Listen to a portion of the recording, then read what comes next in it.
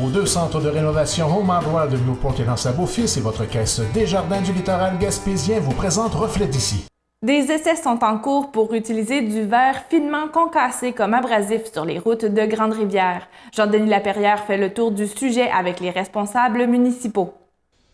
Au mois de décembre dernier, un projet pilote a eu lieu dans les rues de Grande-Rivière où du verre concassé était ajouté au mélange d'abrasifs. Le but étant de vérifier les performances du produit puisqu'il serait possible de faire des économies avec un certain pourcentage de ce verre dans le mélange.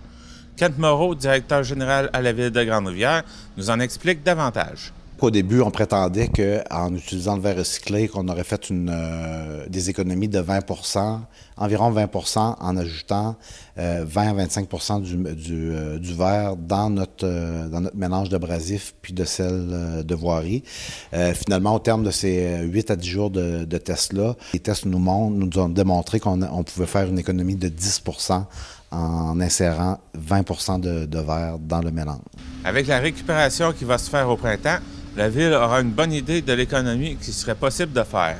Le test n'est pas fini au niveau de la récupération parce qu'on est capable de réintégrer le matériel qu'on va récupérer dans les opérations de balayage pour la prochaine saison.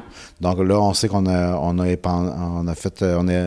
procédé à l'épandage de 16 tonnes.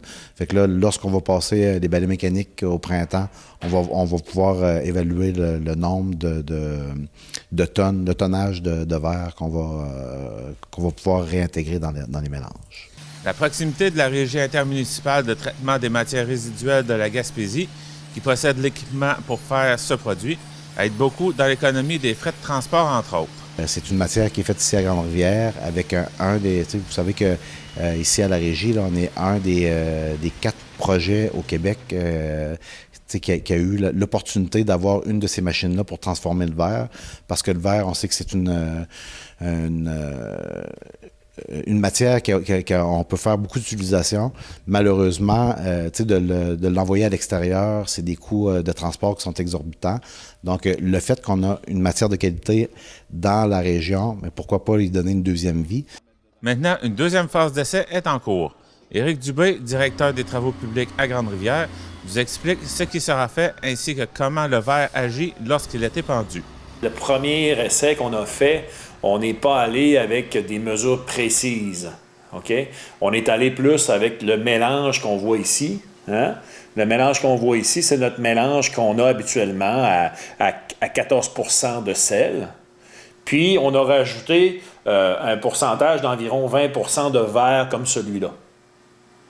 Mais là, ce qu'on veut faire, c'est ramener notre mélange à l'initiale. Autrement dit, on va avoir 14 % de sel dans notre mélange total.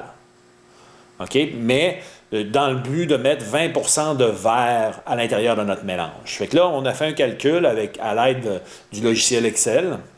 Ça fait que là, on va mettre environ 15 mètres cubes de sable et sel déjà mélangé, l'abrasif qu'on a présentement, qui est à 14 %.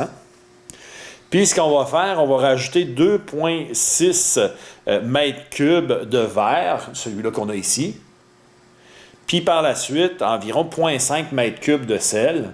Avec le calcul que j'ai fait, ça nous donnerait là, un 14 à 15 % de sel dans notre mélange et un 20 % de verre dans notre mélange, ce qui va nous donner là, une bonne idée de ce que ça va donner comme agissement là, au niveau de la glace et l'asphalte, autrement dit. Jusqu'à maintenant, ce qu'on s'est aperçu, c'est que le verre reste sur la surface de la glace et la pierre s'en va en dessous. Bon, ce que ça fait, c'est que ça augmente la durée de vie de notre matériau, dans le fond. Ça fait que le sable fait son effet, il pénètre en dessous, puis le verre reste sur le dessus. Ça fait que là, à un moment donné, ça fait un effet de chauffe avec le soleil, puis ça fait décoller notre glace. La Ville de Grande-Rivière a aussi d'autres projets dans lesquels il serait possible de l'utiliser. Kent Moreau nous en donne quelques-uns. L'isolation des conduites d'eau potable, c'est un excellent isolant. On espère pouvoir en avoir une certaine quantité pour l'essayer, comme la Ville de Chandler l'a fait dans son programme TEC. Également, on s'attend aussi d'en utiliser 10 % dans nos mélanges de béton pour faire les trottoirs. et 10 dans nos projets futurs pour l'asphaltage des rangs. Fait que déjà là, il y a la firme d'ingénieurs Tetra Tech QI a fait les tests pour pouvoir procéder au mélange de façon optimale dès le printemps prochain. C'était Jean-Denis Laperrière à Grande-Rivière.